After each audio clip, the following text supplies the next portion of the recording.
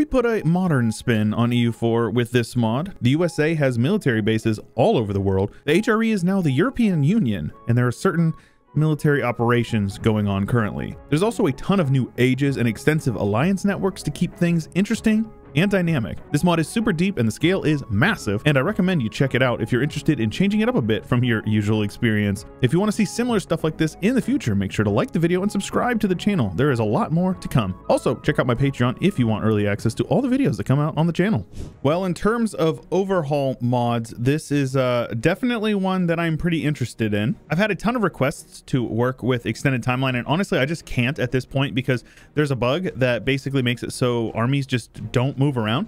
So nations will declare war and then just stand their army still. But this mod works. We have some interesting scenarios like the collapse of Libya. Obviously, Libya is going through some stuff right now, so this makes sense. The civil war in Yemen is currently ongoing as well, so it makes sense that there would be two separate nations here. A quick look at the religious map mode. Mostly Protestant in North America, mostly Catholic in South America, mostly Muslim or in this vicinity, with Catholics over here, with Protestants in Germany as well as in the north, as well as some Anglican / Reform / Protestant / Catholics over here on the British Isles. There's actually a center of Reformation going on. That's interesting considering the fact that it is the age of globalism. But yeah, we'll see how things go with that. The HRE is not the HRE. In fact, it is the European Union, though this doesn't seem quite correct. France is the leader with Emmanuel Macron, the emperor of the European Union. So yeah, I think this might be under construction at the moment. This feels a lot like hell. Of course, ongoing right now is the conflict between Russia and Ukraine. And taking a look at the United States here, you can see a lot of blue kind of subject nations all over the world, including Germany and Poland. And that's actually because they are considered military bases. So basically, we will defend them if they get attacked. But I don't really know exactly how all of that works. We'll see how that goes in the long term. And I'm sure I don't have to say anything about this, but good old Byron over here, 0, 0, 0. Okay. Not gonna argue with it. But by now, I'm sure you guys know how we figure out what happens in these scenarios. We turn it up to speed 5 and we unpause. And it would appear that good old American imperialism is underway, attacking Sudan. Sudan, who happens to be a military base of Russia. This could go either very good or very poorly for both sides of the conflict. And it would also appear that the Ruskies have gone all the way through the Ukraine, even taking Kiev along the way. Well, that's a thing. In today, no war unless it's a Balkan War. We've got Romania attacking for Vojvodina here. But lads, take a look at this cavalry unit model with a freaking tank. And how about this infantry unit model? We got like a late modern soldier here carrying an M16. Oh, that's so funny. This is so derpy looking, but it's also kind of cool. So I respect the effort. And actually, since I'm here talking about it, you can actually see that there is some new unit models for like nuclear power plants and stuff like that. So yeah, I mean, there's definitely been a lot of effort put into this mod, so go show it some love for sure. And ooh, we are like 3 years in, and we have these massive wars breaking out. China attacking India for this, whatever this area is called here. But yeah, this could be pretty nutty, especially when you consider the fact that China has 800,000 men with over 250,000 in reserve, and India has not as much, but still quite a few. If they could take some decent fort battles, they could definitely make it happen. And somehow this American-Arabian imperialist war has quite a few men dying, mostly to attrition, though a decent bit in combat. But for some reason, 50,000 Israelis have gotten bopped. Like more Israelis have perished in this war than Americans. And Sudan has been absolutely demolished. They're actually full occupied at the moment. So yeah, I think it's only a matter of time before they start kind of suing for peace. And meanwhile, over here on the Chinese-Indian War, it is messy. China has lost over 500,000 men, almost exclusively to attrition. And meanwhile, the Indians are still losing quite a bit. Not as much, but they also don't have as many men to lose. So we'll see if the war of attrition will be in favor of China or not. And somehow, I don't know how, I assume that they're kind of cutting recruiting standards or something like that. They have almost 1 million manpower in reserve. It's no surprise. It is China, of course, but that's a lot of manpower. And of course, taking a look at the world police, so to speak, the US of A, getting involved in a war in the Middle East. Go surprise. I'm sure no Americans actually voted for it either. But you can see here, Turkey has attacked Kurdistan to change their government for some reason. and they are a subject of Iraq, who is a military base of the U.S., and then thus the U.S. joins and is probably going to thrash the Turks, if I had to guess. Well, so much for neutrality. The French have attacked the Swiss for this Vaud province here. That's pretty messed up, I'm not gonna lie, but yeah, I doubt it's gonna really affect them negatively in the long term. And Israel has been dismantled. Jerusalem actually has been taken by Lebanon, and Israel has been cut. They are now some provinces up in this north here and then down in the south. And this is actually a Sudanese province that has been taken from them, because Sudan needed some ports over here on the Palestinian coast, I guess. And China and India continue to exchange blows. Vietnam has peaced out on the side of India, but China is losing a lot of men, way more men than India. Again, they have a lot more men, but they are losing so many men. 1.26 million men just to attrition is unreasonable. And I guess I was mistaken when I said I thought that the U.S. was going to come to defend their friends. You know, I guess that's not actually too far off from the real thing, but Kurdistan has been integrated by the Turks, of all people. And in the Balkans, it looks like Serbia and Montenegro have both been gobbled up by the neighbors. And speaking of gobbled up by their neighbors, Switzerland is one province over here, and it doesn't look too good. There's this new tag over here. I don't know why. They must have been released. And then this one single province over here from Switzerland is getting taken by the Austrians. Liechtenstein apparently was conquered by the Swiss before that, if I had to guess. But yep, they're gone. And the militaristic Turkey seems to have stepped in it, going for a little bit of that regime change, wink, wink, over here in Iran. And looks like the Russians decided that they were not going to let that happen. Turkey is facing a war on multiple fronts. And it looks like a solution has been figured out for the Yemeni civil war.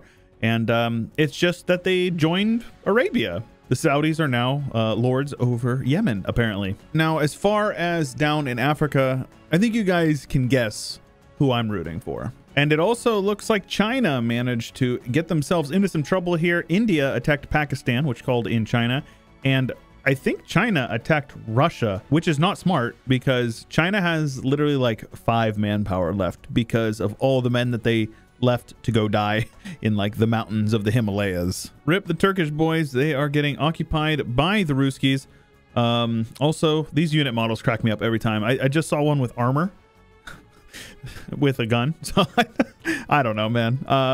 It's like one of those things where it's like, it's really dumb, but it is actually super funny as well, and it makes it a little bit more enjoyable. But yeah, Istanbul's about to get sieged down by the Ruskies, and they're probably going to get bumped out of the war. Yeah, that is a massive oof for Turkey. 500,000 casualties, 17 war exhaustion, and they are full occupied. They're going to peace out soon, and it's actually China joined on their side in this war, which would explain why it's still going on, because it's been a few years. But meanwhile, China getting occupied by India in a separate war, and they are very much limited on their army. They have like 1/4 of the army that they did before.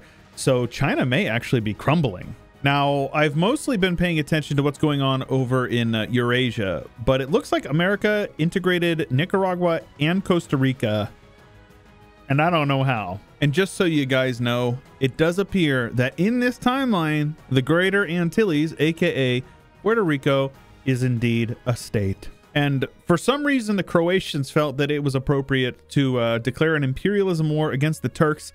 They're currently dominating them. The poor Turks are getting dogpiled on, and they really probably don't stand a chance.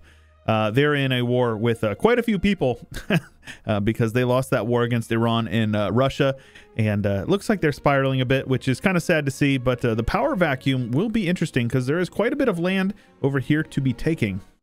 I think I have seen this one before. I'm pretty sure I've seen this one before. Oh shit, here we go again. As a matter of fact, it seems that the Byzantiboos can rejoice. It looks like the Greeks have crossed the straits and are actually into Anatolia.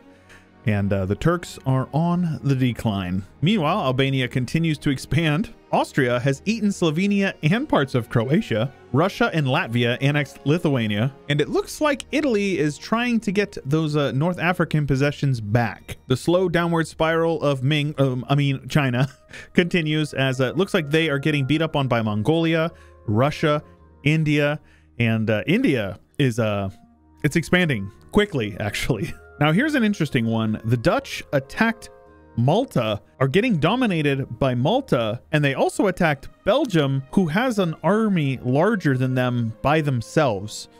So I don't think that this one is going to work for them, considering the fact that they are getting roasted by their enemies. Also, things over in the Americas starting to heat up. We've got a little bit more conquest down in South America, in El Salvador, I believe. And then we also have a bunch of Mexican land that has been ceded to the U.S., notably Baja California and the lands south of the Rio Grande River over across the border from Texas. And it also looks like Canada messed around and found out, and now Alaska is actually part of the contiguous USA. Now, I know that this existed at one point. I didn't know it existed in 2060. That's a thing, I guess. If you don't know the Solomon Islands and this area over here in Rabaul, the U.S. Marines fought a campaign against the Japanese in World War II here. If you've ever seen The Pacific, a really good HBO series, you should definitely check it out if you're interested in those sorts of military shows. But yeah, it takes place partially here and then partially up in the islands over here as well. So very interesting show, very interesting bit of history for these islands. Now, we've witnessed the fall of globalism, and now it is time for a world mysticism era, apparently. The fall of the USA, followed by China's militarization, though I don't think that one's going to be happening. We then have the Age of Empires, World War III, okay, Age of Communication, and then the rise of zombies, apparently. We then have World After Zombies, Discover Space, Age of Thirst, War for Water, and Fight for Survival. We're not going to go through all this stuff today, but basically it's every 10 years you get a new one. So that is pretty interesting. Meanwhile, Belgium realizing their natural borders, and Poland pushing east as well as south, apparently. Though that Albania is a beautiful color, and they are painting the map. Did you guys know that Kosovo is actually Albania? Meanwhile, Turkey is just gone, and Greece has reconquered a large chunk of Anatolia, though we have Kazakh Anatolia, and apparently Azerbaijan decided they wanted in on some of that action. Though we can't forget about the Israelis, who have pushed up, taken Cyprus, a decent chunk of land over here, and pushing into Egypt as well. So Israel doing okay. We now have an Indian empire that has pushed well into Tibet and even into Western China, and China is definitely ailing. They're actually losing a war right now to Russia, I believe. Yeah, things are not looking too good for them. It looks like Kim's ilk has decided that South Korea is actually part of North Korea and has united a bit of it, but just enough to make it look as obnoxiously ugly as it possibly could. Meanwhile, Japan is working their way into the Philippines, and South Africa is making their way north. Tunisia has grown, making my boy Laith proud. And speaking of growth, the United States grows into Mexico even more. And also it appears that we have a British Caribbeans that has taken over a bit of Haiti as well as the Dominican Republic. And Jamaica has jumped across and taken Tortuga. We have a big, strong Brazil right next to a big, strong Argentina right next to big, strong Brazil. Chile has been eaten by Brazil. It also appears that we have a Russian Empire, and I think that's a typo. I'm pretty sure it's Russian, but I could be wrong. Either way, they are still a federal republic, so I don't know what has changed aside from just a name change. Apparently, the fall of the United States does not mean that they will not exist, but it means that other people are able to challenge them. Number one great power is the Rusland, with the US, followed by the Indian Empire, and then China, Japan, Germany, Poland, North Korea is the number 8 great power, followed by France, Australia, Saudi Arabia, Great Britain, Sweden, North Africa, and then Argentina in the 15th place, eating up a bunch of the land from Chile that was originally taken by Brazil. Apparently, the Greeks wanted to do some LARPing, and they proclaimed Sparta, and it looks like they're actually about to take some land from Israel as well. Albania took a little bit of land in northern Italy, and then Germany took a little bit of land in northern Italy. Long Germany cannot hurt you. Are you sure about that? But somebody who can hurt you is definitely Sparta. They have kicked Italy out of southern Italy, Naples and Sicily, And we've got some interesting stuff here, like Arabia Maghreb. I don't know like what that is. I think that's a new tag. But Albania has migrated out of Albania for the most part, and there's definitely some interesting borders. I mean, Austria here has been pushed out of Austria entirely and is now in Slovenia and parts of Croatia. Apparently in this time, Polska Gorum as well. They've pushed into Russia, Belarus, I think, as well as down into Hungary, Austria, even into Bavaria, I believe. A couple of provinces over here in Bavaria, or no, this is Czech Republic over here. So yeah, they've pushed into the lands. And yeah, it's pretty interesting to see the border changes over time. And we've still got some time left. I'm going to let the game run for quite a while longer. I mean, I'm having fun with this. Ooh, Australia and Indochina. Okay. Looks like colonial Australia is best Australia in this timeline. And as I showed, Argentina ate some lands in the south. Brazil looks like they moved a little bit up into Venezuela. Colombia is very tiny in this timeline. And Peru is very big, eating up Bolivia, a couple of other people. I think it was Ecuador. So yeah, they're looking pretty good. And the US now has borders all the way from Panama up into the tip of Alaska. So they have definitely grown. And we finally realized the Bay of Pigs, and we have split Cuba with the British of all people. So that is a thing. And now 200 years in, it appears that Great Britain has made themselves a bit of a pariah. They have annexed Ireland, as well as, of course, Brittany and Normandy. And they are currently in a war against Belgium and Germany. And doesn't look like they could really defend their continental European possessions. Apparently, the Basque country is owned by the Spartans in this timeline, as well as parts over here in Valencia. The Germans actually took Ibiza. It's fine because they basically own it right now anyways, because it's like half the people on the island at any given time are Germans and Brits, right? Turns out that Kazakhstan, greatest country in the world, has taken over basically all of Pakistan and Afghanistan and pushed Pakistan all the way to the sea. The Japanese have taken the other half of the island of Papua as well as the rest of the Philippines. And it looks like Ecuador has popped out of Peru. So that is a thing we're seeing right now. And Indonesia has taken the Galapagos from Peru. Okay. I think I've seen this whole French Africa thing before, but I don't know if this is going to stay this way. Though it does look like Burkina Faso has done some wild border wars, as well as Chad eating a giant chunk of Nigeria, getting their little coastal provinces there. And South Africa is indeed the southern half of Africa, basically all of it minus Angola and Mozambique. We are currently in the age of China's militarization, with the age of empires coming up before too long. Now, it would appear that the Greeks and the Russian Empire have decided that their Orthodox Brotherhood should bind them together, and they are ganging up on the Mittel Europa, as well as Poland. Apparently, Poland decided to go to war with Germany, and they're winning. So, I don't know, maybe Poland needs some land in Germany for the Poles to live in or something. I don't know. Also, for some reason, Russia just has a bunch of land here in northern Italy. I don't know how, I don't know why, but they have it. And a little over 260 years in, the Empire of China is almost no more. They remain a socialist republic, but yeah, it doesn't look like they're going to be around for much longer, considering the fact that North Korea has eaten up the majority of their lands. Ooh, that's kind of small. It does appear that Kazakhstan, greatest country in the world, is about to lose a decent chunk of their land to the Russian Empire, because we are indeed in the age of empires. Sparta remains very dominant, but it looks like they are getting beat up in a war right now. Only time will tell how they really do. It looks like they are actually going for Mare Nostrum. They've made their way into a very large portion of Iberia. And Germany continues to get dogpiled. Belgium has been cut in half, and Poland has taken some land up in Schleswig. So it's really hard to say what the future of Germany is, as well as France for that matter. France is getting absolutely dominated. But Britain is doing quite well in their own regards. They've pushed farther into France, and they actually border Paris. The Ruskies own Stockholm, and the DEA, I mean America, owns Colombia, as well as Venezuela and parts of Guyana for that matter. But the rest of South America is Peru and Argentina, splitting the development between the two of them. And I can't tell if America has taken any more land from Canada. I don't think they have, but they did take quite a bit quite early on. And yeah, Canada never really did anything after that. They kind of just took it and shut their mouth, I guess. We're going to take a look one more age, see how things go, and I will see you guys on the other side.